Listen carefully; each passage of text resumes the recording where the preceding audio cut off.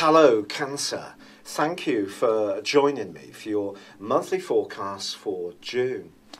This month goes through a period of preparation and perhaps clearing up some loose ends, or more of a psychological reorientation before preparing you for the big events on the 21st, when both the Sun and Mercury arrive together in your zodiac sign.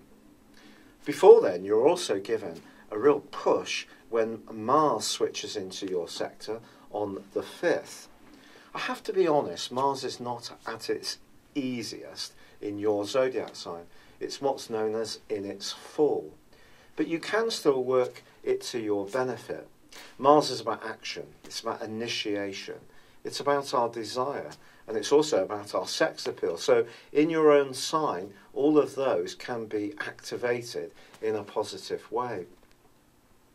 Also, in the first week of this month, Mercury continues in a very upbeat and friendly part of your situation. And Venus, the planet of love and affection, moves into the same place on the 6th. This suggests the more you can reach out and connect with others, the better. But because the Sun does continue in this more tender and reflective area, and also forges quite a challenging right angle to Neptune in the first week, there may be a sense within you that you're not quite sure what you can rely upon, or perhaps even who. And however warm and friendly certain interactions may be, there may be a little bit of insecurity that's working around, particularly up to the time of the full moon, which occurs on the 9th.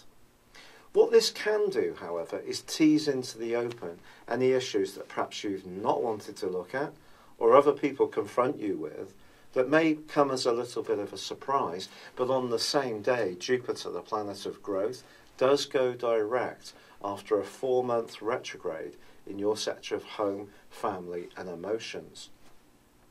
All of this can really help.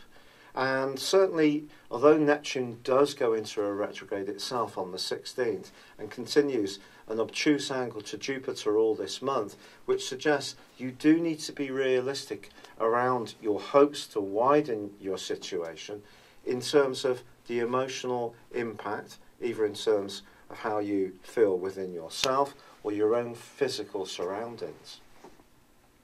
But I think there is a number of oppositions that are going to be occurring this month, which could be quite challenging. The first of these, from the 12th to the 23rd, sees Mercury and the Sun in turn go into oppositions with Saturn.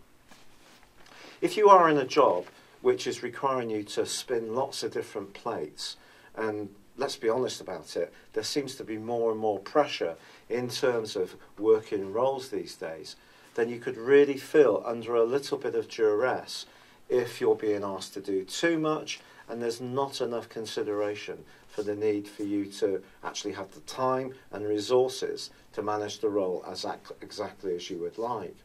Some worries and anxieties can also surface at the heart of this month.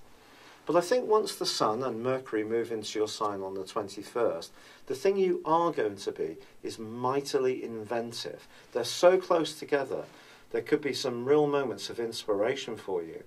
And the new moon, which occurs on the 24th in your sign, is a chance to really get onto the front foot once and for all this month. This is going to help you to take a firmer grip on your life direction. Don't forget, you are one of the angular zodiac signs. That means a sign of leadership. And it may be by being a little bit less concerned by the vibes that you're getting from other people, the lack of reassurance, you just move into your own space, that more dynamic things can start to unfold. This doesn't change the fact, however, that there is an opposition between both Mercury and also Mars with the very powerful Pluto as this month draws to a close. If you're very set on a strategy and you're absolutely certain you're right, it's possible this could arouse some opposition as the month comes to a close. So you need to make sure your facts are right, but also try to stay as inclusive as possible. If you're so single-minded to the point you don't really want to hear anyone else's ideas, that could cause some real tensions to bubble up. Then again, you could be going about your business in a perfectly pleasant and well-balanced way, but someone may come into your space, your orbit, who wants to be very forceful and directed towards you. And that could cause this clash. But it's not one that you can't survive, but it does suggest that you just need to be aware of the politics of situations. I feel the more underwhelming and the more lowering of the energies earlier in the month can make way for a brighter, more energised time for you.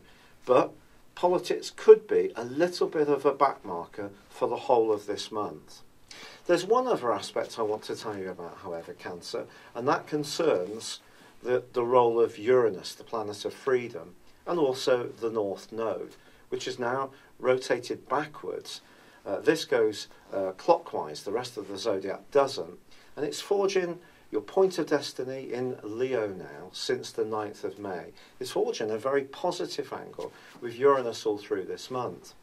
Whatever happens to you this month, don't believe that you don't have an opportunity to relaunch your situation in some kind of new, fresh or revised way. But it may require you to step outside what you know well or perhaps feel most comfortable with. And this could be just as true of your love life as it could of any other part of your situation. However, overwhelmingly, this is a month where there can be some social contacts. It's about the quality of those contacts, and it's about clearing up those things that just need to be settled before you can start really moving forwards in the way that you can really do. And by the end of this month, you can be thrusting forwards with some conviction. It's been a real pleasure being with you. Thank you for joining me. Good luck, and goodbye for now.